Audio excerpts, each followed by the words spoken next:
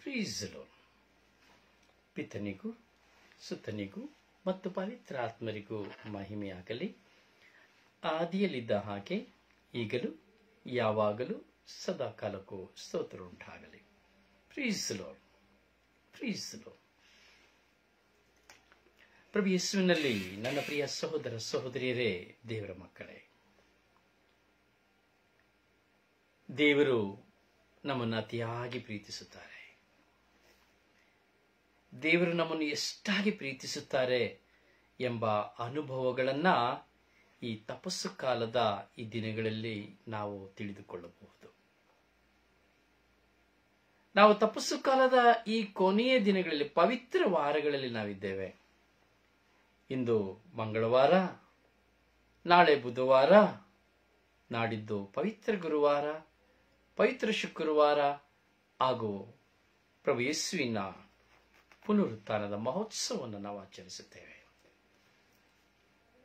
ಪ್ರಿಯರೇ, ಈ ಪವಿತ್ರ ವಾರಗಳ ವಿಶೇಷತೆಗಳನ್ನ ನಾವು ಚಿಂತಿಸುವುದಾದರೆ, ಪವಿತ್ರ ವಾರಗಳ ವಿಶೇಷತೆಗಳನ್ನ ನಾವು ಆಲೋಚನೆಗೆ ತೆಗೆದುಕೊಳ್ಳುವುದಾದರೆ, ಅದು ಎಷ್ಟರ ಮಟ್ಟಿಗೆ ಈ ಪವಿತ್ರ ವಾರಗಳು ಶ್ರೇಷ್ಠವಾದವುಗಳು ಎಂಬುದನ್ನ ನಾವು ಗಣನೆಗೆ ತೆಗೆದುಕೊಳ್ಳಬಹುದು.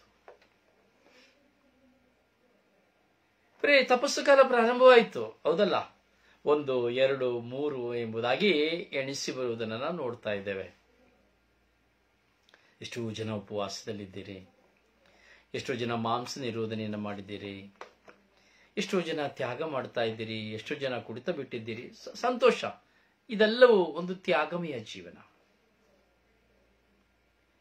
ಆದರೆ ಇವೆಲ್ಲವುಗಳಿಗಿಂತ ಶ್ರೇಷ್ಠವಾದಂತಹ ಕಾರ್ಯ, ನಾನು ಪಾಪವನ್ನು ಬಿಟ್ಟು ಬಿಡಬೇಕು. ನೀನು ಪಾಪವನ್ನು ಬಿಟ್ಟು ಬಿಡಬೇಕು. ಯಾವಾಗ ನೀವು ಮತ್ತು ನಾನು ಪಶ್ಚಾತ್ತಾಪ ಪಟ್ಟು ಪಾಪವನ್ನು ಬಿಟ್ಟು ಬಿಡುತ್ತೇವೋ ಆಗ ಮಾತ್ರವೇ ತಪಸ್ಸು ಕಾಲದ ಪೂರ್ತೀಕರಣ. ನಾನು ನನ್ನಲ್ಲಿರುವ ಸ್ವಭಾವಗಳನ್ನು ತ್ಯಜಿಸದೆ, ನನ್ನಲ್ಲಿರುವಂತಹ ಪಾಪವನ್ನು ತ್ಯಜಿಸದೆ, ನನ್ನಲ್ಲಿರುವಂತಹ ಕೊರತೆಗಳನ್ನು ತ್ಯಜಿಸದೆ ನಾನು ಈ ತಪಸ್ಸು ಕಾಲವನ್ನು ಆಚರಣೆ ಮಾಡುತ್ತೇನೆ ಎಂಬುದು ಹೇಳುವುದಾದರೆ ಅದು ಯಾವ ಪ್ರಯೋಜನವೂ ಇಲ್ಲದಂತದ್ದಾಗಿದೆ. ಅದರಿಂದ ಯಾವ ಪ್ರಯೋಜನವಿಲ್ಲ. ಒಂದು ವಾಡಿಕೆಯ ತಪಸ್ಸು ಕಾಲವಾಗಿರುತ್ತದೆ ಅಷ್ಟೇ. ಪ್ರಿಯರೇ, ಈ ತಪಸ್ಸು ಕಾಲದಲ್ಲಿ ನಾವು ನೋಡುತ್ತೇವೆ, ಒಂದೊಂದು ದಿನದಲ್ಲಿ ನಾವು ನೋಡುತ್ತೇವೆ, ಈ ಪವಿತ್ರ ದಿನದಲ್ಲಿ ನಾವು ನೋಡುತ್ತೇವೆ, ಪವಿತ್ರ ದಿನದ ವಾಚನಗಳನ್ನು ತೆಗೆದುಕೊಳ್ಳಬೇಕಾದ್ರೆ ನೋಡಿ, ಇವತ್ತಿನ ವಾಚನವನ್ನು ತೆಗೆದುಕೊಳ್ಳಬೇಕಾದ್ರೆ ಪ್ರಭು ಯೇಸುವನ್ನ ನಿರಾಕರಿಸುವ ಸಂದೇಶವನ್ನು ಯೇಸು ಸ್ವಾಮಿ ಹೇಳ್ತಾ ಇದ್ದಾರೆ. ನಿರಾಕರಿಸುತ್ತದೆ ಹೇಳುವಂತ ವಿಷಯವನ್ನು ಹೇಳ್ತಾ ಇದ್ದಾರೆ. ಯೇಸು ಸ್ವಾಮಿ ತನ್ನ ಶಿಷ್ಯರಲ್ಲಿ ಮಾತನಾಡ್ತಾರೆ. ಯೇಸು ಸ್ವಾಮಿ ತನ್ನ ಶಿಷ್ಯರಲ್ಲಿ ಮಾತನಾಡ್ತಾರೆ. ಏನ್ ಮಾತನಾಡ್ತಾರೆ? ಆಪ್ತ ಶಿಷ್ಯ ಹೇಳ್ತಾನೆ, ನಾನು ಯಾವತ್ತಿಗೂ ನಿಮ್ಮನ್ನು ನಾನು ಬಿಟ್ಟುಕೊಡುವುದಿಲ್ಲ, ನಾನು ಯಾವತ್ತಿಗೂ ನಿಮ್ಮನ್ನು ನಾನು ಪರಾಧೀನ ಮಾಡುವುದಿಲ್ಲ, ನಿಮಗಾಗಿ ನನ್ನ ಪ್ರಾಣವನ್ನು ಬೇಕಾದ್ರೆ ಕೊಡ್ತೇನೆ ಹೊರತು ನಿಮ್ಮ ಪ್ರಾಣವನ್ನ ತೆಗಿಲಿಕ್ಕೆ ನಾನು ಬಿಡುವುದಿಲ್ಲ. ಯೇಸುವಲ್ಲಿ ಹೇಳ್ತಾನೆ, ನೇರವಾಗಿ ಹೇಳ್ತಾನೆ, ಯೇಸು, ನಾನು ನಿಮ್ಮನ್ನು ಬಿಟ್ಟುಕೊಡುವುದಿಲ್ಲ, ಯಾವ ಕಾರಣಕ್ಕೂ ನಾನು ನಿಮ್ಮನ್ನು ಬಿಟ್ಟುಕೊಡುವುದಿಲ್ಲ. ಯೇಸು ಹೇಳ್ತಾರೆ, ಅಯ್ಯೋ, ನೀನು ಹೇಳುವುದು ತಪ್ಪು, ಸುಳ್ಳು. ಯಾಕೆಂದರೆ ಈ ರಾತ್ರಿ ಕೋಳಿ ಕೂಗುವುದಕ್ಕೆ ಮುಂಚಿತವಾಗಿ 3 ಬಾರಿ ನೀನು ನನ್ನನ್ನು ತಿರಸ್ಕರಿಸಿ ಬಿಡುತ್ತೀಯಾ, ನಾನು ಯಾರು ಅಂತಾನೆ ಗೊತ್ತಿಲ್ಲ ಎಂದು ಹೇಳುತ್ತೀಯಾ ಎಂದು ಯೇಸು ಸ್ವಾಮಿ ತನ್ನ ಶಿಷ್ಯರಿಗೆ ಹೇಳ್ತಾರೆ, ಆಪ್ತ ಶಿಷ್ಯರಿಗೆ. ಆದರೆ ಶಿಷ್ಯನು ಹೇಳುತ್ತಾನೆ, ಇಲ್ಲ ಸ್ವಾಮಿ, ನಾನು ಯಾವ ಕಾರಣಕ್ಕೂ ನಿಮ್ಮನ್ನು ಬಿಟ್ಟು ಬಿಡುವುದಿಲ್ಲ, ನಿಮ್ಮನ್ನು ನಾನು ತ್ಯಜಿಸುವುದಿಲ್ಲ. ಪ್ರಿಯರೇ, ಈ ದಿನದ ಈ ವಚನವನ್ನು ನಾವು ತೆಗೆದುಕೊಳ್ಳಬೇಕಾದರೆ, ನಮ್ಮ ಜೀವನಕ್ಕೆ ನಾವು ತಾಳೆ ಮಾಡುವುದಾದರೆ, ಇಂದಿಗೂ ಸಹ ನಾನು ಯೇಸು ಕ್ರಿಸ್ತರಿಗೆ ಸಾಕ್ಷಿಯಾಗಿ ಜೀವಿಸುತ್ತೇನೆ, ಪ್ರಭು ಯೇಸುವಿನ ಮಹಿಮೆಗಾಗಿ ಜೀವಿಸುತ್ತೇನೆ, ಪ್ರಭು ಯೇಸುವಿನ ನಾಮವನ್ನು ಮಹಿಮೆ ಪಡಿಸುತ್ತೇನೆ, ಪ್ರಭು ಯೇಸುವಿನ ವಾಕ್ಯವನ್ನ ನಾನು ಅನುಸರಿಸುತ್ತೇನೆ, ದೇವರ ವಾಕ್ಯವನ್ನ ನಾನು ವಿಶ್ವಾಸಿಸುತ್ತೇನೆ. ದೇವರ ವಾಕ್ಯವನ್ನ ನಾನು ಪ್ರೀತಿಸುತ್ತೇನೆ ಎಂಬುದಾಗಿ ಹಲವಾರು ಜನರು ಇದನ್ನು ನಾವು ಹೇಳ್ತಾ ಇದ್ದೇವೆ. ಎಲ್ಲ ಸುಳ್ಳು. ಎವ್ರಿಥಿಂಗ್ ಇಸ್ ಲೈ. ಎಲ್ಲವೂ ಸುಳ್ಳು. ನೀನು ಯೇಸುವನ್ನು ವಿಶ್ವಾಸಿಸ್ತೀಯ ಎಂಬುದು ಸುಳ್ಳು.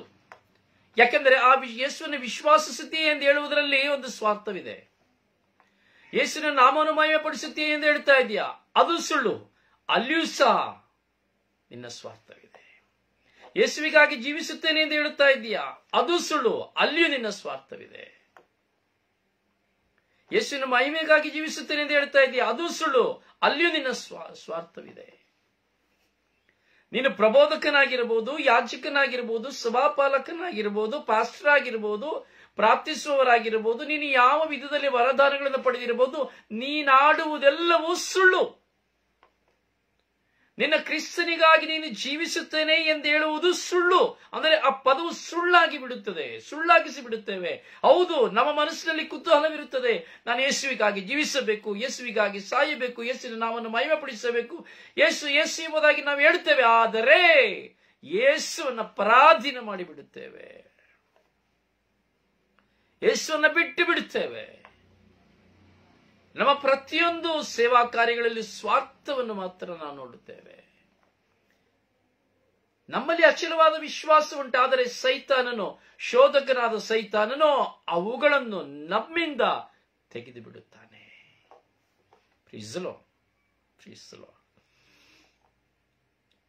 ಪ್ರಿಯರೇ, ಈ ಪವಿತ್ರ ವಾರಗಳು, ಈ ತಪಸ್ಸು ಕಾಲದ 43 ದಿನಗಳ ಪ್ರಯಾಣ ಯಾವ ವಿಧದಲ್ಲಿ ಇತ್ತು ಯೋಚನೆ ಮಾಡಿ ನೋಡಿ. ಈ ತಪಸ್ಸು ಕಾಲದ ಈ ಪ್ರಯಾಣ ಈ ದಿನದವರೆಗೂ, ಇನ್ನು 4 ದಿನಗಳು ಮಾತ್ರ ನಮ್ಮ ಮುಂದೆ ಉಳಿದಿದೆ ಈ ತಪಸ್ಸು ಕಾಲದ ಮುಕ್ತಾಯಕ್ಕೆ. ಈ ತಪಸ್ಸು ಕಾಲದ ಪರದೆಗೆ 4 ದಿನಗಳು ಮಾತ್ರ ಮುಕ್ತಾಯ ಇದೆ. 39 ದಿನಗಳನ್ನ ನಾವು ಈಗಾಗಲೇ ದಾಟಿ ಬಂದಿದ್ದೇವೆ. ಆದರೆ ಈ 39 ದಿನಗಳು ದಾಟಿ ಬಂದು ಉಪವಾಸ ಮಾಡಿ, ಮಾಂಸ ನಿರೋಧನೆ ಮಾಡಿ, ಬಲಿಪೂಜೆ ಭಾಗವಹಿಸಿ, ಪ್ರಾರ್ಥಿಸಿ, ಏನೇ ಮಾಡಿದ್ರು ಇವತ್ತು ಈ 39 ದಿನದಲ್ಲಿ ನನ್ನ ಜೀವಿತದಲ್ಲಿ ಅಥವಾ ನಿಮ್ಮ ಜೀವಿತದಲ್ಲಿ ಏನು ಬದಲಾವಣೆಯನ್ನು ಕಂಡುಕೊಂಡಿದ್ದೇವೆ? ಪರರನ್ನು ಕೊಂಡು ದೂಷಿಸುವುದನ್ನು ಬಿಟ್ಟಿದ್ದೇವಾ? ನಿಂದಿಸುವುದನ್ನು ಬಿಟ್ಟಿದ್ದೇವಾ? ತಿರಸ್ಕರಿಸುವುದನ್ನು ಬಿಟ್ಟಿದ್ದೇವಾ? ಅವಮಾನ ಪಡಿಸುವುದನ್ನು ಬಿಟ್ಟಿದ್ದೇವಾ? ಸುಳ್ಳಾಡುವುದನ್ನು ಬಿಟ್ಟಿದ್ದೇವೋ? ಯಾವುದನ್ನು ಬಿಟ್ಟಿದ್ದೇನೆ? ನನ್ನಂತೆಯೇ ಪರರನ್ನು ಪ್ರೀತಿಸಿದ್ದೇನಾ? ಅಥವಾ ನಾನು ಈ ದಿನಗಳಲ್ಲಿ ಉಪವಾಸ ಮಾಡಿದ ದಿನಗಳಲ್ಲಿ ನಾನು ಉಪವಾಸ ಮಾಡಿ ಸಂಗ್ರಹಿಸಿದ್ದನ್ನ ಯಾರಿಗೆ ಕೊಟ್ಟಿದ್ದೇನೆ? ಯೋಚನೆ ಮಾಡಿ. ಈ 39 ದಿನಗಳು ಹೇಗಿರಬಹುದು? 40 ದಿನ ಗುಡ್ ಫ್ರೈಡೆ, 40 ದಿನ ಶುಕ್ರವಾರ ತನಕ, ಗುರುವಾರದಿಂದ ಶುಕ್ರವಾರ ತನಕ. ಯೋಚಿಸಿ ಪ್ರಿಯರೇ, ನನ್ನ ಜೀವಿತದಲ್ಲಿ ಏನು ಬದಲಾವಣೆಯಾಗಿದೆ? ಯಾವ ವಿಧದಲ್ಲಿ ಬದಲಾವಣೆಯಾಗಿದೆ? ಬೇರೆ ಏನನ್ನು ನೋಡಬೇಡಿ. ನಿಮ್ಮ ಕುಟುಂಬವನ್ನು ನೀವು ಪ್ರೀತಿಸಿದ್ದೀರಾ? ಅಥವಾ ದೇವರು ನಿಮಗೆ ಕೊಟ್ಟ ವ್ಯಕ್ತಿಗಳನ್ನು ನೀವು ಪ್ರೀತಿಸಿದ್ದೀರಾ? ಅಥವಾ ದೇವರು ನಿಮಗೆ ಕೊಟ್ಟಿದ್ದನ್ನ ನೀವು ಪರರಿಗೆ ಕೊಟ್ಟಿದ್ದೀರಾ? ನಾನು ಪರರಿಗೆ ಕೊಟ್ಟಿದ್ದೇನಾ? ಯೋಚಿಸಿ. ತಪಸ್ಸು ಕಾಲ. ಹೌದು, ಪ್ರತಿ ವರ್ಷವೂ ಈ ತಪಸ್ಸು ಕಾಲ ನಮ್ಮ ಮುಂದೆ ಇದೆ. ಆದರೆ ಪ್ರತಿ ವರ್ಷದಲ್ಲಿ ತಪಸ್ಸು ಕಾಲದಲ್ಲಿ ಒಂದಾಗುತ್ತಿರುವ ನಾನು ಯಾವ ಪಾಪವನ್ನು ಬಿಟ್ಟಿದ್ದೇನೆ? ನನ್ನಲ್ಲಿರುವ ಯಾವ ಸ್ವಭಾವವನ್ನು ನಾನು ತ್ಯಜಿಸಿದ್ದೇನೆ? ಇದು ಶ್ರೇಷ್ಠ. ಇಲ್ಲ ಸ್ವಾಮಿ, ನಾನು ಯಾವ ಕಾರಣಕ್ಕೂ ನನ್ನ ಪ್ರಾಣವನ್ನು ಕೊಡುತ್ತೇನೆ, ನಿಮ್ಮ ಪ್ರಾಣವನ್ನು ಉಳಿಸಿದ್ದೇನೆ ಹೇಳಿದ ಆಪ್ತ ಸ್ನೇಹಿತ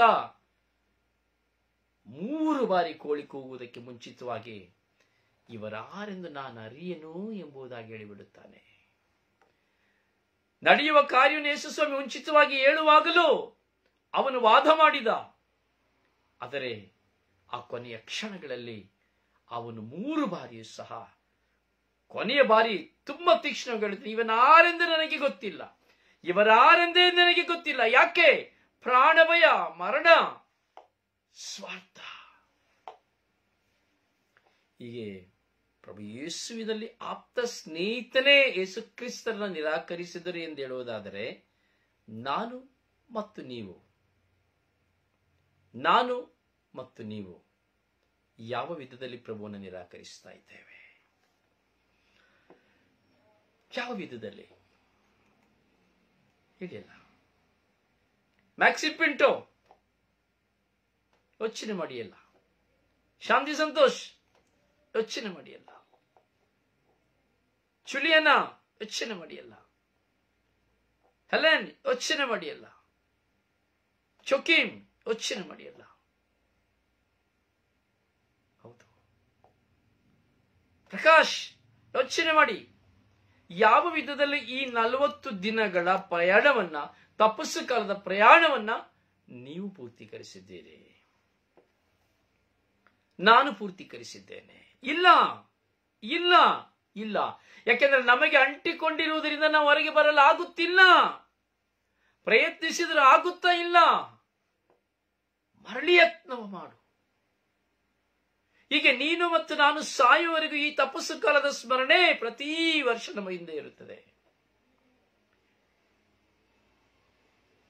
ಈ ಪ್ರತಿ ವರ್ಷ ನಮ್ಮ ಹಿಂದೆ ಇರುವಾಗ ನಾನು ಯಾವುದನ್ನು ಸಂಪೂರ್ಣವಾಗಿ ಬಿಟ್ಟಿದ್ದೇನೆ?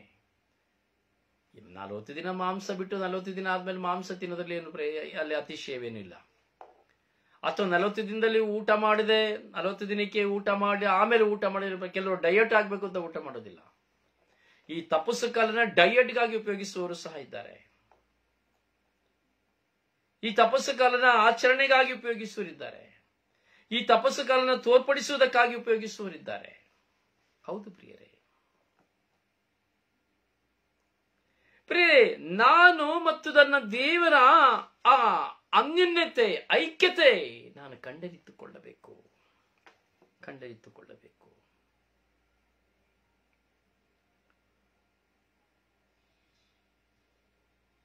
ನಾವು ಈ ದಿನದ ಶುಭ ಸಂದೇಶದಲ್ಲಿ, ಯೋಹಾನ ಶುಭ ಸಂದೇಶದಲ್ಲಿ 13ನೇ ಅಧ್ಯಾಯದಲ್ಲಿ ನಾವು ನೋಡಬೇಕಾದ್ರೆ ಅಲ್ಲಿ ನಡೆಯುವಂತ ಸನ್ನಿವೇಶ ನೋಡ್ತೀವಿ. ಯೇಸುಸ್ವಾಮಿಯ ಪಕ್ಕದಲ್ಲೇ ಹೊರಗೆ ಕುಳಿತಿದ್ದಂತ ಅವನ ಆಪ್ತ ಶಿಷ್ಯನಿಗೆ ಸಿಮೋನ ಪೇತ್ರನು ಯಾರನ್ನು ಕುರಿತಾಗಿ ಹೇಳ್ತಿದ್ದಾರೆ ಎಂದು ಕೇಳು ಎಂದು ಸನ್ನೆ ಮಾಡುತ್ತಾರೆ.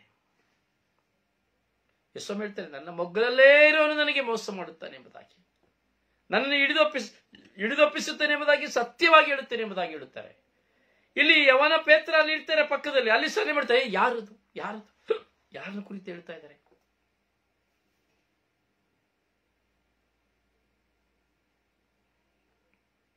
ನಾವು ಸಹ ಈ ಒಂದು ವಾಸ್ತವಿಕ ಪ್ರಪಂಚದಲ್ಲಿ ಕುಟುಂಬ ಜೀವನ ಆಗಬಹುದು, ಅಥವಾ ನೆರೆಹೊರೆಯವರ ಮಧ್ಯದಲ್ಲಿ ಆಗಬಹುದು, ವಿಚಾರಣೆ ಮಧ್ಯದಲ್ಲಿ ಆಗಬಹುದು, ಒಳ್ಳೆಯವರಾಗಿ ನಟಿಸಿ ಹಿಡಿದುಕೊಡುವುದನ್ನು ನಾವು ನೋಡುತ್ತೇವೆ. ಒಳ್ಳೆಯವರಾಗಿ ನಟಿಸಿ ಪ್ರೀತಿಯನ್ನು ತೋರಿಸಿ ಹಿಡಿದುಕೊಡುವುದನ್ನು ನಾವು ನೋಡುತ್ತೇವೆ. ಕೌಟುಂಬಿಕ ಜೀವಿತದಲ್ಲಿ ಆಗಿರಬಹುದು. ಯೋಚನೆ ಮಾಡಿ ನೋಡಿ. ಅಲ್ಲ, ನೀನು ಗಂಡನಾಗಿರಬಹುದು, ಹೆಂಡತಿ ಆಗಿರಬಹುದು, ಮಗನಾಗಿರಬಹುದು, ಎತ್ತವರಾಗಿರಬಹುದು. ಒಳ್ಳೆಯವರಂತೆ ನಟಿಸಿ ಮೊಗ್ಗಲಲ್ಲೇ ಇದ್ದು ಹಿಡಿದುಕೊಡುವಂತಹ ವ್ಯಕ್ತಿಗಳು. ನಿನ್ನ ಹೆಂಡತಿ ನಿನ್ನನ್ನು ಹಿಡಿದುಕೊಡುತ್ತಾಳೆ. ಅವಳಲ್ಲಿ ಸ್ವಾರ್ಥ ಬರುವಾಗ ಅವಳು ನಿನ್ನನ್ನು ಹಿಡಿದುಕೊಡುತ್ತಾಳೆ. ನಿನ್ನ ಗಂಡ ನಿನ್ನನ್ನು ಹಿಡಿದುಕೊಡುತ್ತಾನೆ, ನಿನ್ನ ಮಕ್ಕಳು ಹಿಡಿದುಕೊಡುತ್ತಾರೆ, ನಿನ್ನ ಹೆತ್ತವರು ಹಿಡಿದುಕೊಡುತ್ತಾರೆ. ಜೊತೆಯಲ್ಲಿಯೇ ಇದ್ದು ಚುಂಬನವನ್ನು ಕೊಟ್ಟು ಇಸ್ಕರಿಯೋತಿದ್ರೆ ಯೇಸು ಸ್ವಾಮಿನ ಹೇಗೆ ಹಿಡಿದುಕೊಟ್ಟ? ಪ್ರೀತಿಯನ್ನು ತೋರಿಸಿ, ಪ್ರೀತಿಯನ್ನು ಕೊಟ್ಟು, ಅಪ್ಪಿಗೆ ಮಾಡಿ ಯೇಸುವಿನ ಕೆನ್ನೆಗೆ ಮುತ್ತು ಕೊಡುವುದರ ಮೂಲಕವಾಗಿ ಯೇಸುವನ್ನು ಹಿಡಿದುಕೊಟ್ಟನು. ಅಂದರೆ ಈ ದಿನದಲ್ಲಿ ನಾವು ನೋಡ್ತೇವೆ, ಪ್ರೀತಿಯೇ ನಮಗೆ ಮುಳ್ಳಾಗುತ್ತದೆ. ನಮ್ಮೊಡನೆ ಪ್ರೀತಿಸುವವರು ನಮ್ಮನ್ನು ಹಿಡಿದೊಪ್ಪಿಸುತ್ತಾರೆ, ಪ್ರೀತಿಸುವವರು ನಮ್ಮನ್ನು ಶಿಲುಬೆಗೆ ಜಡಿಯುತ್ತಾರೆ, ಪ್ರೀತಿಸುವವರು ನಮ್ಮನ್ನು ಹೀನೈಸುತ್ತಾರೆ, ಪ್ರೀತಿಸುವವರು ನಮ್ಮನ್ನು ತಿರಸ್ಕಾರ ಮಾಡುತ್ತಾರೆ, ಪ್ರೀತಿಸುವವರು ನಮ್ಮನ್ನ ಹಿಡಿದುಕೊಡುತ್ತಾರೆ ಮುತ್ತು ಕೊಡುವುದರ ಮೂಲಕವಾಗಿ. ಯೋಚನೆ ಮಾಡಿ, ನಿಮ್ಮ ಕುಟುಂಬದಲ್ಲಿ ನೋಡಿ, ಯೋಚನೆ ಮಾಡಿ. ಹೆಂಡತಿಯ ಸ್ಥಾನ, ಗಂಡನ ಸ್ಥಾನ, ಮಕ್ಕಳ ಸ್ಥಾನ, ಮುತ್ತು ಕೊಡ್ತೇವೆ, ಅಪ್ಪಿಕೊಂಡು ಹಗ್ಗು ಮಾಡ್ತೇವೆ. ಮುತ್ತು ಕೊಟ್ಟ ಪರರಿಗೆ ನಾವು ಹಿಡಿದುಕೊಡ್ತೇವೆ. ಸ್ವಂತ ತಂದೆಯನ್ನ, ಸ್ವಂತ ತಾಯಿಯನ್ನು ಹಿಡಿದುಕೊಡುವುದನ್ನು ನಾವು ನೋಡುತ್ತೇವೆ. ಸ್ವಂತ ಮಕ್ಕಳನ್ನು ಹಿಡಿದುಕೊಡುವುದನ್ನು ನಾವು ನೋಡುತ್ತೇವೆ. ಕಾರಣವೇನು? ಸ್ವಾರ್ಥ. ಅಂದರೆ ಈ ತಪಸ್ಸು ಕಾಲ ನಮ್ಮ ಮುಂದೆ ಇದೆ, ಆದರೆ ಇದು ಕೇವಲ ಒಂದು ವಾಡಿಕೆಯ ಕಾಲವಾಗಿ ನಾವು ಈ ತಪಸ್ಸು ಕಾಲನ ಆಚರಣೆ ಮಾಡ್ತಾ ಇದ್ದೇವೆ. ಆಳವಾದಂತ ಅನುಭವದಲ್ಲಿ ಆಚರಣೆ ಮಾಡ್ತಾ ಇಲ್ಲ.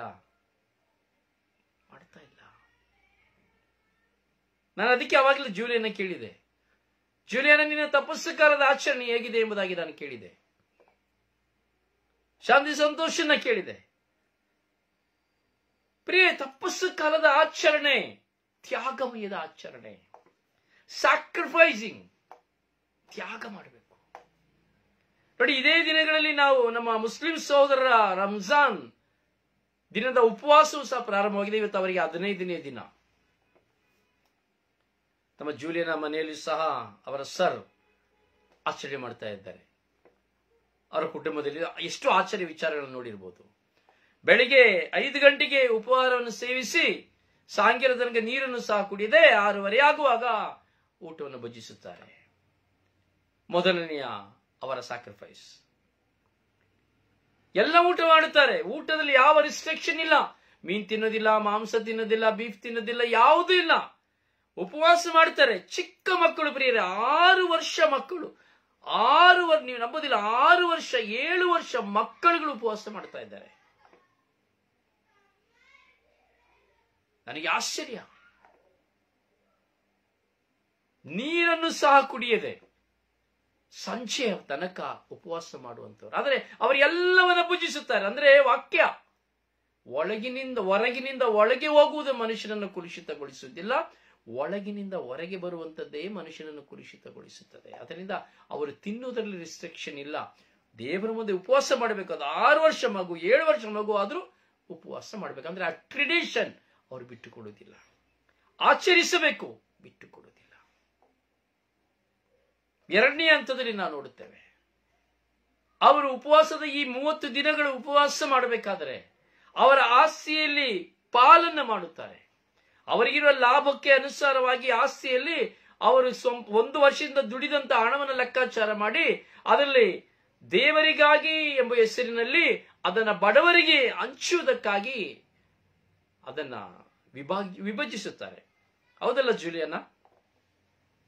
ನಿಮ್ಮ ಸರಳ ಈಗಾಗಲೇ ವಿಭಜಿಸಿರಬಹುದು. ನಿಮಗೆ ಗೊತ್ತಿರೋ ಎಷ್ಟು ಜನ ಇದ್ದಾರೆ. ಬಡವರಿಗೆ ಎಂಬುದಾಗಿ ವಿಭಜಿಸುವುದನ್ನು ನಾವು ನೋಡುತ್ತೇವೆ. ದಾರಿದ್ರ್ಯರಿಗೆ ಎಂಬುದಾಗಿ ವಿಭಜಿಸುವುದನ್ನು ನಾವು ನೋಡುತ್ತೇವೆ.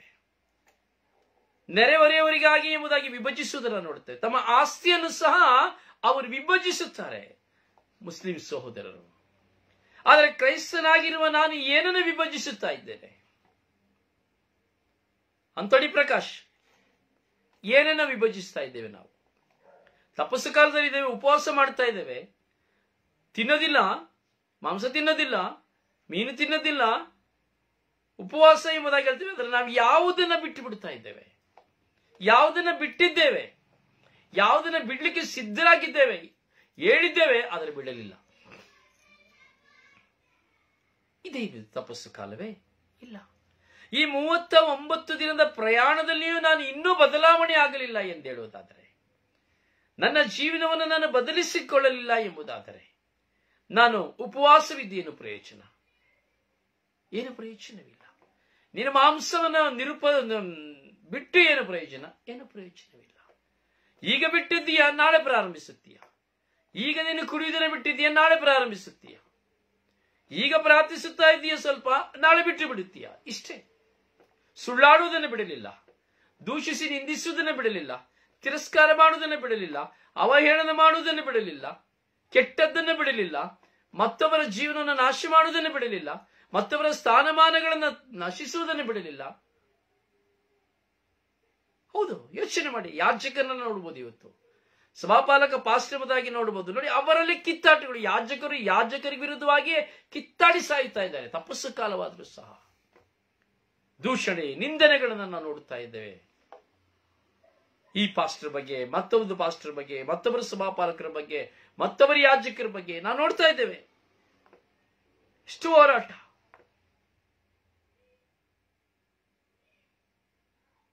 ದೇವರಿಂದ ಆಯ್ಕೆ ಹೊಂದಿದವರು ಎಂದು ಹೇಳುವಂತ ಈ ವ್ಯಕ್ತಿಗಳಲ್ಲಿಯೇ ವೈರಾಗ್ಯ, ಮನಸ್ತಾಪ, ಸೇಡು, ಮತ್ಸರ ಎಲ್ಲವೂ ಇದೆ.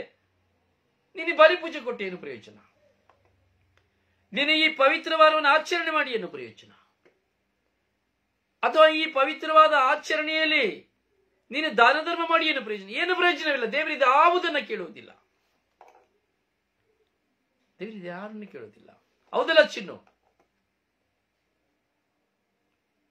ಚಿನ್ನು, ನೀವೆಷ್ಟು ಈ ತಪಸ್ಸು ಕಾಲದಲ್ಲಿ ನಿಮ್ಮನ್ನು ಬದಲಾಯಿಸಿಕೊಂಡಿದ್ದೀರಿ? ಯೋಚನೆ ಮಾಡಿ. ಅಂತ ನೀವು ಎಷ್ಟು ನಿಮ್ಮ ಜೀವಿತದಲ್ಲಿ ಈ ತಪಸ್ಸು ಕಾಲದಲ್ಲಿ ಬದಲಾವಣೆಯನ್ನು ಪಡ್ಕೊಂಡಿದ್ದೀರಿ? ಯೋಚನೆ ಮಾಡಿ. ದೇವರ ವಾಕ್ಯವನ್ನು ಕೇಳುವಂತ ನಾನು ಮತ್ತು ನೀವು ಎಷ್ಟರ ಮಟ್ಟಿಗೆ ಪರಿವರ್ತನೆ ಹೊಂದಿದ್ದೇವೆ? ಯೇಸುವಿನ ಆಪ್ತ ಶಿಷ್ಯರು ಯೇಸು ಸ್ವಾಮಿಯನ್ನು ನಾನು ಅರಿಯೇ ಎಂದು ಹೇಳಿದಂತೆ ನಾವು ಸಹ ಪಾಪ ಮಾಡುವಾಗ, ತಪ್ಪು ಮಾಡುವಾಗ ಮರೆತು ಬಿಡುತ್ತೇವೆ.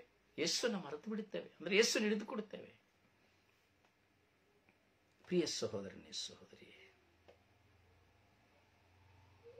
ನೋಡಿ, ಈ ದಿನದ ಶುಭ ಸಂದೇಶವನ್ನು ನಾವು ಧ್ಯಾನಿಸೋದಾದ್ರೆ, ಈ ಪವಿತ್ರವಾರದ, ಈ ಮಂಗಳವಾರದ ಶುಭ ಸಂದೇಶವನ್ನು ಧ್ಯಾನಿಸೋದಾದ್ರೆ ತುಂಬಾ ಶಕ್ತವಾದ ಒಂದು ಉದಾಹರಣೆಯನ್ನು ನಾವು ನೋಡಬಹುದಲ್ಲಿ.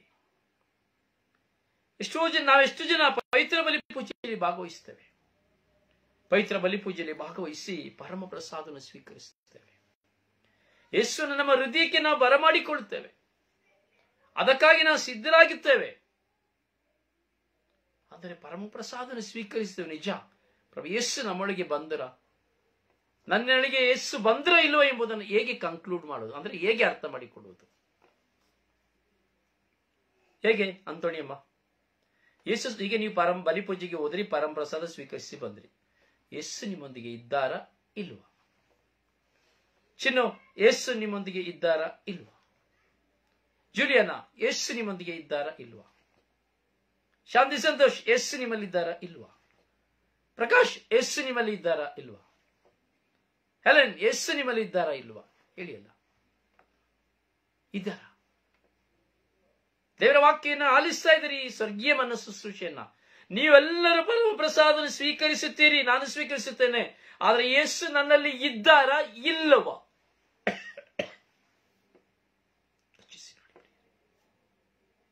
ನಿಮಗೆ ಹೇಳಲು ಸಾಧ್ಯವೇ? ನೋಡಿ, ಇದೇ ಒಂದು ಸನ್ನಿವೇಶವನ್ನ ನಾವು ನೋಡಬೇಕಾದ್ರೆ, ಯೇಸು ಸ್ವಾಮಿ 12 ಜನ ಶಿಷ್ಯರೊಂದಿಗೆ ಕುಳಿತುಕೊಳ್ಳುವಾಗ, ಸಹಭೋಜನಕ್ಕೆ ಕುಳಿತುಕೊಳ್ಳಲು ಹೋಗುವಾಗ, ಯೇಸು ಸ್ವಾಮಿ ರೊಟ್ಟಿಯನ್ನು ಮುರಿದು ತನ್ನ ಶಿಷ್ಯರಿಗೆ ಕೊಡುತ್ತಾರೆ.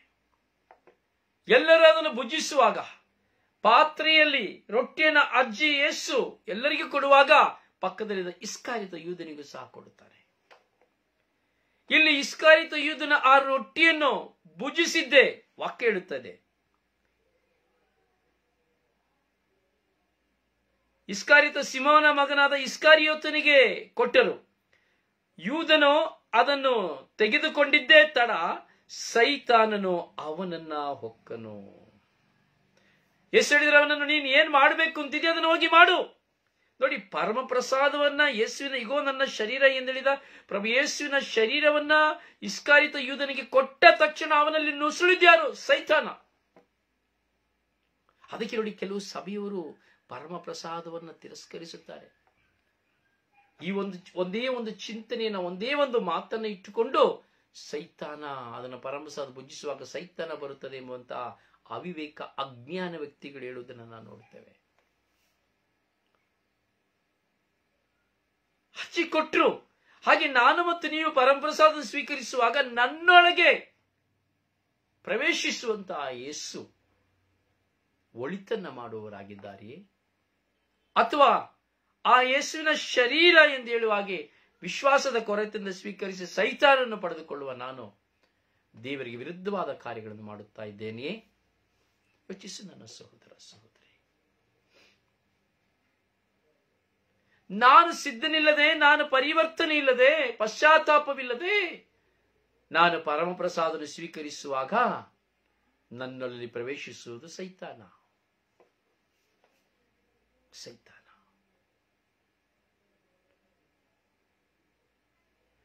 ಈ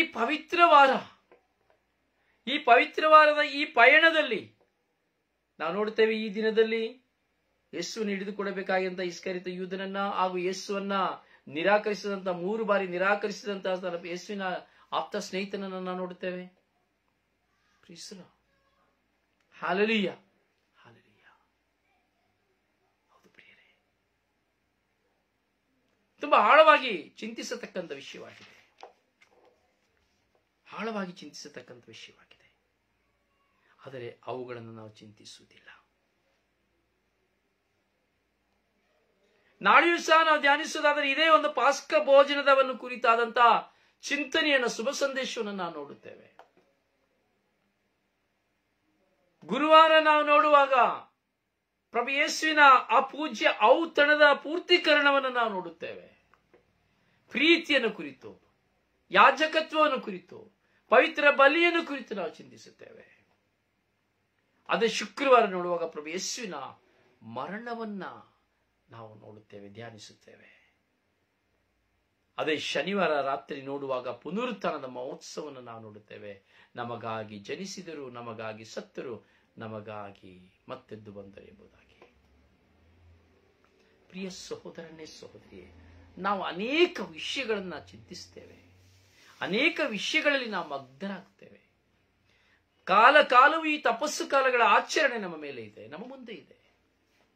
ಆದರೆ ಈ ಆಚರಣೆಗಳು ಎಷ್ಟರ ಮಟ್ಟಿಗೆ ದೇವರಿಗೆ ಮೆಚ್ಚುಗೆಯುಳ್ಳದ್ದಾಗಿದೆ, ಅಥವಾ ಎಷ್ಟರ ಮಟ್ಟಿಗೆ ಮನುಷ್ಯನಿಗೆ ಮೆಚ್ಚುಗೆಯುಳ್ಳದ್ದಾಗಿದೆ, ಅಥವಾ ಎಷ್ಟರ ಮಟ್ಟಿಗೆ ನನಗೆ ನಾನೇ ಮೆಚ್ಚುಗೆ ಹೊಂದಲಿಕ್ಕೆ ಸಾಧನೆ ಮಾಡಿ ಇಲ್ಲ ಸಲ್ಲದ ಅಪವಾದಗಳನ್ನ ಒರೆಸಿ ಕೇವಲ ಇದು ತಪಸ್ಸು ಕಾಲ ಎಂದು ತಪಸ್ಸು ಕಾಲದ ಆಚರಣೆಗೆ ಸಿದ್ಧನಾಗಿರುವುದಾದರೆ ನನ್ನ ಸಹೋದರ ಸಹೋದರಿ, ಬಿಟ್ಟುಬಿಡು. ಕೆಟ್ಟದ್ದನ್ನ ಬಿಟ್ಟುಬಿಡು. ಕೆಟ್ಟದ್ದನ್ನ ಬಿಟ್ಟುಬಿಡು. ಒಂದು ದಿನವಾದರೂ ನಿನ್ನ ಯೇಸು ಕ್ರಿಸ್ತನಿಗಾಗಿ ಜೀವಿಸಲು ನೀ ಪ್ರಯತ್ನಿಸು. ಒಂದು ದಿನವಾದರೂ ನಿಜವಾದ ಪಶ್ಚಾತ್ತಾಪಕ್ಕಾಗಿ ದೇವರಲ್ಲಿ ಮೊರೆ ಉಡು. ನಿನ್ನಲ್ಲಿರುವ ನನ್ನಲ್ಲಿರುವ ಕೆಟ್ಟತನವನ್ನು ಬಿಟ್ಟು ಬಿಡಲು ದೇವರ ಸಹಾಯವನ್ನು ಯಾಚಿಸು. ಹೌದು ಪ್ರಿಯ ಸಹೋದರನೇ, ಸಹೋದರಿಯೇ, ನಮ್ಮ ಅನುಭವಗಳು ಕೇವಲ ಶಬ್ದದ ಪ್ರಾರ್ಥನೆ ಅನುಭವಗಳಾಗಬಾರದು, ಜೀವಂತ ದೇವರ ಅನುಭವಗಳಾಗಬೇಕು. ಕೇವಲ ಕ್ರೈಸ್ತನಾಗಿದ್ದು ಅಲ್ಲ, ಕ್ರಿಸ್ತನಾಗಿ. ಕೇವಲ 14 ಸ್ಥಳದ ಶಿಲುಬೆಯಾದಿಯ ಪಯಣದಲ್ಲಿ ಅಲ್ಲ, ನನ್ನ ಜೀವನದ ಶಿಲುಬೆಯಾದಿಯ ಪಯಣದಲ್ಲಿ, ತ್ಯಾಗದ ಜೀವಿತದಲ್ಲಿ. ಈ ತಪಸ್ಸು ಕಾಲದಲ್ಲಿ ಇಷ್ಟು ದಿನ ಕಳೆದು ಹೋಯಿತು. ಎಷ್ಟು ಜನ ನಾವು ದೂಷಣೆ ಮಾಡದೆ, ನಿಂದನೆ ಮಾಡದೆ, ಪರಿಹಾಸ್ಯ ಮಾಡದೆ, ಹಿಡಿದುಕೊಡದೆ, ಮತ್ತೊಬ್ಬರ ಮಾನ ನಷ್ಟಪಡಿಸುತ್ತಾ, ಮತ್ತೊಬ್ಬರನ್ನ ಕೆಟ್ಟವರು ಎಂದು ಹೇಳುತ್ತಾ, ಸ್ವಾರ್ಥಕ್ಕಾಗಿ, ತಮ್ಮನ್ನ ಹೆಚ್ಚಿಸಿಕೊಳ್ಳುವುದಕ್ಕಾಗಿ, ತಮ್ಮನ್ನ ಹೊಗಳಿಕೊಳ್ಳುವುದಕ್ಕಾಗಿ, ಪರರ ಮುಂದೆ ಇತರರನ್ನ ತೆಗಳಿ ಎಷ್ಟು ಜನ ಜೀವಿಸಿದ್ದೇವೆ ಯೋಚನೆ ಮಾಡಿ ನೋಡಿ. ಹಾಗೆ ಎಷ್ಟು ಜನ ನಾವು ಇನ್ನೊಬ್ಬರು ಹೇಳಿದ ಮಾತುಗಳನ್ನ ಕೇಳಿ ಸತ್ಯವೆಂದು ಪರಿಗಣಿಸದೆ, ಸತ್ಯವ ಸುಳ್ಳು ಎಂದು ತಿಳಿಯದೆ, ನಿರಪರಾಧಿಗಳನ್ನು ಎಷ್ಟು ಜನರನ್ನ ನಾವು ಅಪರಾಧಿಗಳನ್ನು ತೀರ್ಮಾನಿಸಿದ್ದೇವೆ ಯೋಚನೆ ಮಾಡಿ ನೋಡಿ. ಪಕ್ಕದ ಮನೆಯವರಾಗಬಹುದು, ನೆರೆಹೊರೆಯವರಾಗಬಹುದು, ಬಂಧು ಆಗಬಹುದು, ಮಿತ್ರರಾಗಬಹುದು, ಯೋಚನೆ ಮಾಡಿ ನೋಡಿ. ಅಥವಾ ಎಷ್ಟು ಸೇಡನ್ನು ನಮ್ಮ ಮನಸ್ಸಿನಲ್ಲಿ ಇಟ್ಟುಕೊಂಡು ದಿನಂಪ್ರತಿ ಬರೇ ದೂಷಿಸುವಂತಹ ವ್ಯಕ್ತಿಯಾಗಿ ಎಷ್ಟು ಜನ ನಾವಿದ್ದೇವೆ ಯೋಚನೆ ಮಾಡಿ ನೋಡಿ. ತಪಸ್ಸು ಕಾಲ, ಉಪವಾಸ ಕಾಲ, ಏನೇನೋ ಹೇಳ್ತೇವೆ, ಏನೇನೋ ಹೇಳ್ತಾ ಇದ್ದೇವೆ, ಆದರೆ ಯಾವ ಬದಲಾವಣೆಗಳಿಲ್ಲ, ಯಾವ ಬದಲಾವಣೆಗಳಿಲ್ಲ. ಹೌದಲ್ಲ ಬಾಲರಾಜ್, ಬ್ರದರ್ ಬಾಲರಾಜ್? ಹೌದಲ್ಲ ಅಮ್ಮ ಬಾಲರಾಜ್? ಏನ್ ಬದಲಾವಣೆ ಇದೆ ನಮ್ಮ ಜೀವಿತದಲ್ಲಿ ಈ ತಪಸ್ಸು ಕಾಲದಲ್ಲಿ? ತೃಪ್ತಿ ಇದೆಯಾ? ನಾನು ಬದಲಾವಣೆ ಹೊಂದಿ, ನಾನು ಸುಳ್ಳು ಹೇಳೋದು ಬಿಟ್ಬಿಟ್ಟೆ ಬ್ರದರ್, ನಾನು ಇನ್ನೊಬ್ಬರ ಬಗ್ಗೆ ದೂಷಣೆ ಮಾಡೋದು ಬಿಟ್ಬಿಟ್ಟೆ ಬ್ರದರ್, ನಾನು ಇನ್ನೊಬ್ಬರನ್ನ ಅವಹೇಳನ ಮಾಡೋದು ಬಿಟ್ಬಿಟ್ಟೆ ಬ್ರದರ್, ಇನ್ನೊಬ್ಬರ ಬಗ್ಗೆ ಕೆಟ್ಟದಾಗಿ ಮಾತಾಡೋದು ಬಿಟ್ಬಿಟ್ಟೆ ಬ್ರದರ್, ಇನ್ನೊಬ್ಬರ ಸ್ಥಾನಮಾನನ ನಾನು ಕಳಂಕ ತರೋದನ್ನ ಬಿಟ್ಬಿಟ್ಟೆ ಬ್ರದರ್, ನಾನು ಎಲ್ಲರನ್ನ ನನ್ನ ಹೆಸರಿನಂತೆ ಪ್ರೀತಿಸಿದೆ ಬ್ರದರ್. ಎಷ್ಟು ಜನ ಯೋಚನೆ ಮಾಡಿ ನೋಡಿ. ಹೌದಲ್ಲ ಜೋಸೆಫ್? ಜೋಸೆಫ್ ಎಷ್ಟರ ಮಟ್ಟಿಗೆ ನಿನ್ನ ಜೀವಿತದಲ್ಲಿ ನಿನ್ನ ಬದಲಾವಣೆಯಾದೆ? ಪೌಲಿನ್, ನೀವೆಷ್ಟರ ಮಟ್ಟಿಗೆ ನಿಮ್ಮ ಜೀವಿತದಲ್ಲಿ ಬದಲಾವಣೆಯಾದಿರಿ ಯೋಚನೆ ಮಾಡಿ ನೋಡಿ. ಎಷ್ಟರ ಮಟ್ಟಿಗೆ ನಾವು ಆಧ್ಯಾತ್ಮಿಕತೆ ದೇವರಲ್ಲಿ ಒಂದಾದೆವು. ಕೊರತೆಗಳೇ, ಅವ್ರು ಹಾಗೆ ಹೇಳ್ಬಿಟ್ರು ಅದರಿಂದ ಇಲ್ಲ, ಅವ್ರು ಹೀಗೆ ಹೇಳ್ಬಿಟ್ರು ಅದರಿಂದ ಇಲ್ಲ, ಅವರೇ ಕೊರತೆಗಳೆಲ್ಲ ತುಂಬಿಕೊಂಡಿದ್ದೇವೆ. ಒಳಿತಾಗಿ ಹೇಳೋದನ್ನೆಲ್ಲ ಕೆಡಕಾಗಿ ತೆಗೆದುಕೊಳ್ತೇವೆ. ಒಳ್ಳೆಯ ಮನಸ್ಸೆಲ್ಲವನ್ನ ಕೆಟ್ಟ ಮನಸ್ಸಾಗಿಸಿಕೊಳ್ಳುತ್ತೇವೆ. ಒಳ್ಳೆಯ ಚಿಂತನೆಯೆಲ್ಲ ಕೆಟ್ಟ ಚಿಂತನೆ ಆಗಿಸಿಕೊಳ್ಳುತ್ತೇವೆ. ನಮಗೆ ನಾವೇ ಕೆಟ್ಟದ್ದನ್ನ ನಾವು ನಮ್ಮ ಹೃದಯದಲ್ಲಿ, ನಮ್ಮ ಮನಸ್ಸಿನಲ್ಲಿ ಉಲ್ಪಣ ಮಾಡಿಕೊಳ್ಳುತ್ತೇವೆ. ಆದ್ರಿಂದ ಏನ್ ಮಾಡ್ತಾ ಇದ್ದೇವೆ? ವ್ಯಕ್ತಿಗಳಿಂದ ದೂರವಾಗ್ತಾ ಇದ್ದೇವೆ, ಪ್ರಾರ್ಥನೆಯಿಂದ ದೂರವಾಗ್ತಾ ಇದ್ದೇವೆ, ಕುಟುಂಬದಿಂದ ದೂರವಾಗ್ತಾ ಇದ್ದೇವೆ, ಬಾಂಧವ್ಯನ ಕಳೆದುಕೊಳ್ತಾ ಇದ್ದೇವೆ. ಯಾವಾಗ ಈ ಬಾಂಧವ್ಯಗಳನ್ನ ಮನುಷ್ಯರಿಂದ ಕಳೆದುಕೊಳ್ತೇವೆ, ಆಗ ದೇವರಿಗಿರುವ ನಮಗೂ ಇರುವ ಬಾಂಧವ್ಯ ಕಳೆದು ಹೋಗುತ್ತದೆ. ದೇವರಿಗೂ ನಮಗೂ ಇರುವಂತಹ ಬಾಂಧವ್ಯ ಕಳೆದು ಹೋಗ್ತದೆ. ಯೋಚಿಸಿ ಪ್ರಿಯರೇ, ಯೋಚಿಸಿ, ಆಳವಾಗಿ ನಾವು ಯೋಚಿಸುವ. ಸಿಸಿಲಿಯಾ ಡಿಸೋಜ, ಈ ಉಪವಾಸ ದಿನ ನಿಮ್ಮ ಜೀವಿತದಲ್ಲಿ ನಿಮ್ಮ ಯೇಸುವನ್ನು ಎಷ್ಟು ಪ್ರೀತಿಸಿದ್ದೀರಿ? ನಿಮ್ಮ ಯೇಸುವಿಗಾಗಿ ಎಷ್ಟು ತ್ಯಾಗ ಮಾಡಿದ್ದೀರಿ? ಯೋಚನೆ ಮಾಡಿ ನೋಡಿ, ಯೋಚನೆ ಮಾಡಿ ನೋಡಿ ಪ್ರಿಯ. ಒಂದು ಪೆನ್ನು ಪೇಪರ್ ತೆಗೆದುಕೊಳ್ಳಿ. ಈ ಉಪವಾಸ ದಿನ ಪ್ರಾರಂಭವಾದ ಮೊದಲನೇ ದಿನದಿಂದ ಇವತ್ತಿನ ದಿನದವರೆಗೂ ಎಷ್ಟು ನಾನು ಒಳ್ಳೆಯ ಕಾರ್ಯ ಮಾಡಿದ್ದೇನೆ, ಎಷ್ಟು ನಾನು ಕೆಟ್ಟ ಕಾರ್ಯ ಮಾಡಿದ್ದೇನೆ ಲಿಸ್ಟ್ ಮಾಡಿ. ಎಷ್ಟು ದೂಷಿಸಿದ್ದೇನೆ, ಎಷ್ಟು ನಿಂದಿಸಿದ್ದೇನೆ, ಎಷ್ಟು ನಿರಪರಾಧಿಗಳನ್ನು ಅಪರಾಧಿ ಎಂದು ಯೇಸು ಸ್ವಾಮಿಗೆ ನ್ಯಾಯ ವಿಧಿಸಿದಂತೆ ನಾವು ಎಷ್ಟು ಜನರಿಗೆ ನ್ಯಾಯ ವಿಧಿಸಿದ್ದೇವೆ, ಎಷ್ಟು ಸುಳ್ಳು ಹೇಳಿದ್ದೇವೆ, ಒಂದು ಲಿಸ್ಟ್ ಮಾಡಿ. ಅಲ್ಲ, ಇದೇ ತಪಸ್ಸು ಕಾಲದ ಅರ್ಥ ನಿಮಗೆ ಇಲ್ಲೇ ಸಿಕ್ಬಿಡ್ತದೆ. ನಿಜವಾಗಿ ನೀವು ತಪಸ್ಸು ಕಾಲಕ್ಕೆ ಸಿದ್ಧರಾಗಿದ್ದೀರಾ ಇಲ್ವಾ? ಉತ್ತರ ಸಿಕ್ಕಿಬಿಡ್ತದೆ. ಎಷ್ಟು ಒಳ್ಳೇದು ಮಾಡಿದೆ, ಎಷ್ಟು ಕೆಟ್ಟದ್ದು ಮಾಡಿದೆ ಯೋಚಿಸಿ. ಪ್ರೇರಿ, ಈ ಪವಿತ್ರ ವಾರದಲ್ಲಿ ನಾವು ಹೆಜ್ಜೆ ಹಾಕಿದ್ದೇವೆ. ಈ ಪವಿತ್ರ ವಾರದ ಸಂದೇಶಗಳು ನಮಗೆ ಅತಿಯಾದಂತಹ ಅನುಭವಗಳನ್ನು ಕೊಡುತ್ತದೆ, ಅತಿಯಾದ ಅನುಭವಗಳನ್ನು ಕೊಡುತ್ತದೆ. ಕಳೆದಿದ್ದು ಕಳೆದು ಹೋಯಿತು. ಇನ್ನು ಈ ಮುಂದೆ ನಮ್ಮ ಮುಂದೆ ಇರುವಂತಹ ಈ 4 ದಿನಗಳಾದರೂ ಈ ಪವಿತ್ರ ವಾರದ ನಿಜವಾದ ಸಿದ್ಧತೆಯನ್ನು ಮಾಡೋಣ. ಜೋಕಿಮ್, ಇನ್ನು 4 ದಿನ ಮಾತ್ರ ಇದೆ. ಈ 4 ದಿನದಲ್ಲಿ ಆದರೂ ಒಂದು ಒಳ್ಳೆಯ ಸಿದ್ಧತೆಯನ್ನು ಮಾಡಿ. ಪ್ರತಿಯೊಬ್ಬರು, ನಾನು ಮತ್ತು ನೀವು ಒಳ್ಳೆಯ ಸಿದ್ಧತೆಯನ್ನು ಮಾಡೋಣ. ಯಾರನ್ನು ದೂಷಿಸದೆ, ನಿಂದಿಸದೆ, ತಿರಸ್ಕರಿಸದೆ, ಅಪಹರಿಸದೆ, ಸುಳ್ಳಾಡದೆ, ನಿಜವಾಗಿಯೂ ಪಶ್ಚಾತ್ತಾಪದಿಂದ ನಮ್ಮ ಪಾಪಗಳಿಗಾಗಿ ಕ್ಷಮೆಯಾಚಿಸುತ್ತಾ, ಯೇಸುವೇ ನನ್ನ ಮೇಲೆ ಕರುಣೆ ತೋರಿ, ಯೇಸುವೇ ನನ್ನ ಮೇಲೆ ದಯೆ ತೋರಿ ಎಂಬುದಾಗಿ ಹೇಳಿಕೊಳ್ಳುತ್ತಾ ಈ ತಪಸ್ಸು ಕಾಲದಲ್ಲಿ, ಈ ಪವಿತ್ರ ವಾರದಲ್ಲಿ ನಮ್ಮನ್ನು ಸಿದ್ಧಪಡಿಸಿಕೊಳ್ಳೋಣ. ಊಟ ಬಿಡುವುದಕ್ಕಿಂತ ಹೆಚ್ಚು ಪಾಪ ಬೀಳುವುದೇ ಶ್ರೇಷ್ಠ. ಒಂದು ಕೆಟ್ಟದನ್ನು ಬಿಟ್ಟುಬಿಡುವುದೇ ಉಪವಾಸ ದಿನಗಳಲ್ಲಿ ಅತಿ ಶ್ರೇಷ್ಠ. ಆದರೆ ಒಂದು ದಿನಕ್ಕೆ ಬಿಟ್ಟು ಮರುದಿನಕ್ಕೆ ಪ್ರಾರಂಭಿಸಿ ಏನು ಪ್ರಯೋಜನವಿಲ್ಲ. ಸಂಪೂರ್ಣವಾಗಿ ನಾವು ಪಾಪದಿಂದ ಹೊರಗೆ ಬರಬೇಕು. ದೇವರಿಗೆ ವಿರುದ್ಧವಾಗಿ ಮಾಡುವುದೆಲ್ಲವೂ ಪಾಪವೇ. ಅದನ್ನೆಲ್ಲ ನಾವು ಬಿಟ್ಟು ಬಿಡಬೇಕು. ನಮ್ಮಲ್ಲಿ ಹಠಮಾರಿತನಗಳನ್ನು ಬಿಟ್ಟು ಬಿಡಬೇಕು, ಕ್ರೂರತನಗಳನ್ನು ಬಿಟ್ಟು ಬಿಡಬೇಕು, ವಂಚನೆ ನಾಲಿಗೆಯಿಂದ ಹೊರ ಬರಬೇಕು. ಇವೆಲ್ಲವುಗಳ ಅನುಭವಗಳು ನಮ್ಮ ಜೀವಿತದಲ್ಲಿ ಆಗಬೇಕು. ಅದರಿಂದ ನನ್ನ ಪ್ರಿಯ ಸಹೋದರಿ, ನಾವು ದೇವರ ವಾಕ್ಯವನ್ನು ಧ್ಯಾನಿಸ್ತಾ ಇದ್ದೇವೆ. ಈ ತಪಸ್ಸು ಕಾಲದಲ್ಲಿ ಹೆಜ್ಜೆ ಇಟ್ಟಿದ್ದೇವೆ. ಆದರೆ ಈ ಹೆಜ್ಜೆ ಯಾವ ವಿಧದಲ್ಲಿ ಆಗಿದೆ? ದೇವರನ್ನು ಮೆಚ್ಚಿಸುವಂತದ್ದಾಗಿದೆಯಾ ಅಥವಾ ಮನುಷ್ಯನನ್ನು ಮೆಚ್ಚಿಸುವಂತದ್ದಾಗಿದೆಯಾ? ಎಷ್ಟು ಪವಿತ್ರ ಬಲಿಪೂಜೆಯಲ್ಲಿ ಭಾಗವಹಿಸಿದ್ದೇನೆ, ಎಷ್ಟು ಶಿಲ್ಬಿ ಆದಿಯಲ್ಲಿ ಭಾಗವಹಿಸಿದ್ದೇನೆ, ಅಥವಾ ಬರೀ ವಾಡಿಕೆಯಾಗಿ ಭಾಗವಹಿಸಿದ್ದೇನ, ಅಥವಾ ಅನುಭವದಿಂದ ನಾನು ಭಾಗವಹಿಸಿದ್ದೇನೆ? ಯೋಚನೆ ಮಾಡಿ ನೋಡಿ. ನಿಮ್ಮ ನೆರೆಯವರನ್ನು ಎಷ್ಟು ಪ್ರೀತಿಸಿದ್ದೀರಿ? ನಿಮ್ಮ ಕುಟುಂಬದಲ್ಲಿರುವ ಸದಸ್ಯರನ್ನೆಷ್ಟು ಪ್ರೀತಿಸಿದ್ದೀರಿ? ನಿನ್ನ ಗಂಡನನ್ನೆಷ್ಟು ಪ್ರೀತಿಸಿದ್ದೀಯಾ? ನಿನ್ನ ಹೆಂಡತಿನಷ್ಟು ಪ್ರೀತಿಸಿದ್ದೀಯಾ? ನಿನ್ನ ಎತ್ತವರನ್ನೆಷ್ಟು ಪ್ರೀತಿಸಿದ್ದೀಯಾ? ನಿನ್ನ ಒಡ ಹುಟ್ಟಿದವರನ್ನೆಷ್ಟು ಪ್ರೀತಿಸಿದ್ದೀಯಾ? ನಿನ್ನ ನೆರೆಹೊರೆಯವರನ್ನೆಷ್ಟು ಪ್ರೀತಿಸಿದ್ದೀಯಾ? ಯೋಚನೆ ಮಾಡು ನನ್ನ ಸಹೋದರಿ, ಯೋಚನೆ ಮಾಡು. ಇವೆಲ್ಲವುಗಳ ಅನುಭವಗಳು ನಮಗೆ ಬೇಕು. ಈ ಮುಂದೆ ಇರುವ ಬರೀ 4 ದಿನಗಳು, ಈ 4 ದಿನಗಳಿದೆ ನಮ್ಮ ಮುಂದೆ. 3 ದಿನ, ಗುರುವಾರ, ಶುಕ್ರವಾರ, ಶನಿವಾರ. ಇವತ್ತು ಮಂಗಳವಾರ ಅಲ್ಲ, ಬುಧವಾರ, ಗುರುವಾರ, ಶುಕ್ರವಾರ. ಇನ್ನು 3 ದಿನಗಳಿದೆ. ಈ 3 ದಿನಗಳಾದರೂ ನಾವು ಬದಲಾವಣೆ ಆಗೋಣ, ಪಶ್ಚಾತ್ತಾಪ ಪಡೋಣ. ಯಾರ ಬಗ್ಗೆ ದೂಷಿಸಿ, ನಿಂದಿಸಿ, ತಿರಸ್ಕರಿಸದೆ ವಿಶ್ವಾಸದ ಹಾದಿಯಲ್ಲಿ, ತ್ಯಾಗದ ಹಾದಿಯಲ್ಲಿ, ಭರವಸೆಯ ಹಾದಿಯಲ್ಲಿ, ನಿಜವಾದ ತಪಸ್ಸು ಕಾಲಕ್ಕೆ ನಮ್ಮನ್ನು ನಾವು ಸಿದ್ಧಪಡಿಸಿಕೊಳ್ಳುವ, ದೇವರಲ್ಲಿ ಕ್ಷಮೆ ಯಾಚಿಸುವ, ದೇವರ ಆಶೀರ್ವಾದವನ್ನು ಹೇರಾಳವಾಗಿ ನಾವು ಪಡೆದುಕೊಳ್ಳಲು ಯತ್ನಿಸುವ. ಖಂಡಿತವಾಗಿಯೂ ದೇವರು ನನ್ನನ್ನು ಮತ್ತು ನಿಮ್ಮನ್ನು ಆಶೀರ್ವದಿಸುವರು.